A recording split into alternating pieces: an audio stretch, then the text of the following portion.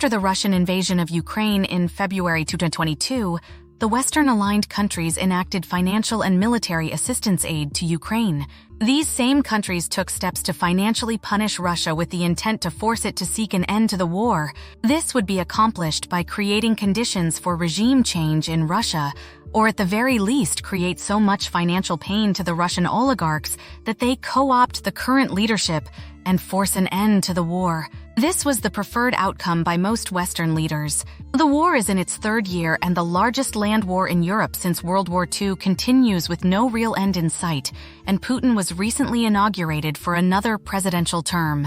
This month, a new round of policies is being debated or implemented as both sides attempt to change their fortunes and create a favorable position in the war. The expected Russian spring offensive appears to be underway as the Russians are estimated to have 500,000 men in Ukraine.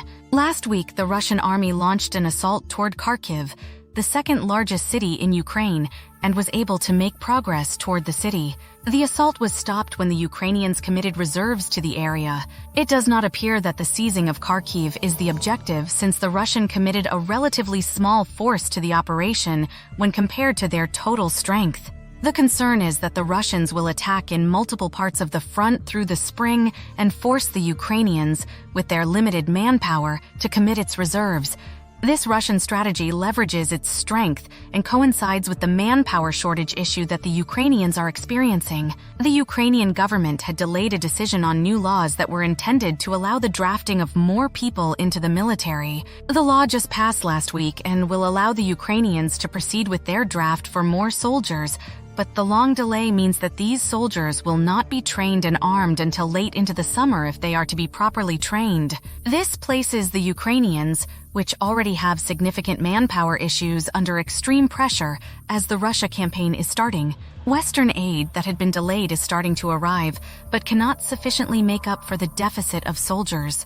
This means the Russian strategy, even if not as intended to create a breakthrough, has the potential to weaken broad parts of the front, and Ukraine will most likely be forced to deploy their reserves or give up territory to shorten their defensive lines. Russian Deputy Foreign Affairs Minister Sergei Ryabkov, in an interview with TASS last week, stated that the United States had long been in an indirect war with Russia and had played with Ukraine in such a way that it allowed the situation to get out of control, and that created the conditions that led to the Ukraine invasion. Ryabkov's accusation is that the U.S. policy to interfere with the internal politics of Ukraine and the threat of NATO expansion to include Ukraine had created a condition that Russia had to act. The U.S. had allowed its policy to get out of control as it sought its geopolitical goal of regime change in Russia. This is not really a new position, except with the accusation of an indirect war by the U.S. being the centerpiece of the accusation and lays the blame of the war squarely on the U.S. Rybakov also stated that the U.S. has put itself in a position that is ignoring the risks of escalating the war and continues to push for ever greater support to Ukraine. He indicates that the U.S. is in a position that it can only push for the war to end on its terms and does not have a roadmap to end the war outside of escalation. Rybakov added that the decisions being made by the U.S. and its allies had adopted a policy of strategic ambiguity and uncertainty towards Russia, and it makes it difficult for Russia to react to NATO, including the use of nuclear weapons. He stated that Russia will stop creating red lines for NATO and the U.S. not to cross, but will mirror the behavior of the U.S. and its allies. This last statement by Rybakov is a reference of the push by the U.S., the United Kingdom and France to remove all restrictions on the use and type of weapons provided to Ukraine.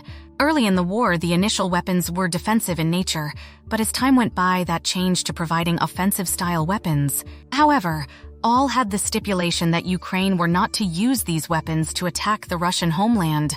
Any attack of Russia by Ukraine had to be executed using non-Western weapons. That stipulation appears at an end as France's President Emmanuel Macron, UK Foreign Minister David Cameron, and US Secretary of State Antony Blinken have all indicated that they support the use of Western weapons can be used however Ukraine decides to use them. The statement of Rybakov of mirroring US and NATO allies is most likely a reference to this decision by the West. This statement by Mr. Rybakov is just as ambiguous on what a mirrored response to this Western decision would be. The US and its G7 allies are also discussing the seizure of Russian financial assets to support the war in Ukraine. When the war started, the G7 countries decided to freeze Russian financial assets that were deposited in their countries. These assets have a value of $300 billion. The G7 is holding their 50th summit in Italy in June, and the issue seizing the Russian assets will be discussed.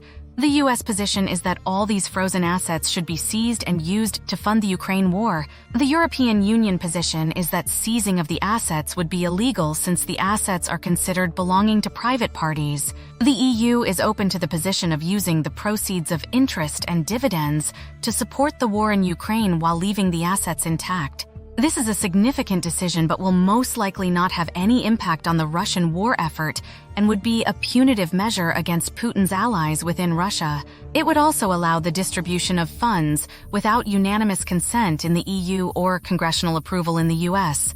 Rybakov stated that the US being in a box and committed to the war with no real war aim outside of the destruction of Russia, according to him and his president Vladimir Putin. Asset forfeiture would allow the U.S. to continue support for the war without any policy debates or justification for its decisions, as forfeited funds will not have congressional oversight.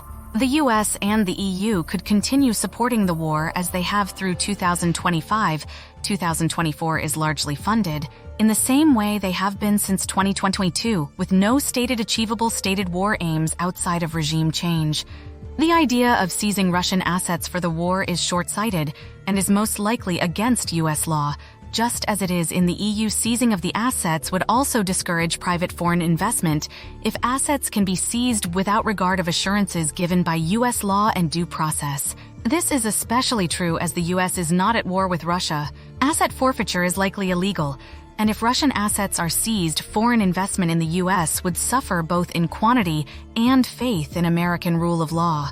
The seizing of the profits made from the base assets is in a gray area and can most likely be justified by law but could also impact foreign investment. It is likely the G7 will not agree on forfeiture, but assets gained by the forfeiture are yet to be determined. Rybakov's interview with TASS is informative, but should also be viewed with a healthy dose of skepticism.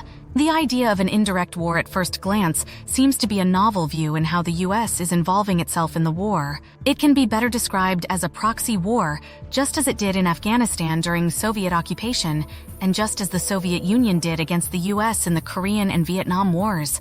There is nothing novel in what is going on in Ukraine that was not experienced in the Cold War with its bloc politics and proxy wars. The Russians also interfered in Ukraine internal politics, just as the U.S., and it was ultimately the Russians' decision to invade Ukraine in both 2014 and 2022. Rybakov, however, is correct in the Russian difficulty in trying to determine the intent of the U.S. due to the loss of dialogue and diplomatic contact between the U.S. and Russia starting in 2017. Major General Vadim Skibitsky, the deputy chief of Ukraine's Military Intelligence Directorate, stated that 2024 would be a year that both sides of the conflict would be attempting to get the most favorable battlefield position prior to any serious peace talks happening. As the Russian spring and summer offensive unfold and Western aid starts arriving, it will be a wait-and-see of which side gets the upper hand on the battlefield that, in Skibitsky's point of view, will determine how a final negotiated settlement will look like for Ukraine. Rybakov's statement to TASS, though it has enough truth in it to make it believable, just seems to be more Russian redlines. But the open issue is how willing is the U.S. and the West to push the Russian red lines, or will they wait and see what develops in Ukraine during the campaign season to determine its next step?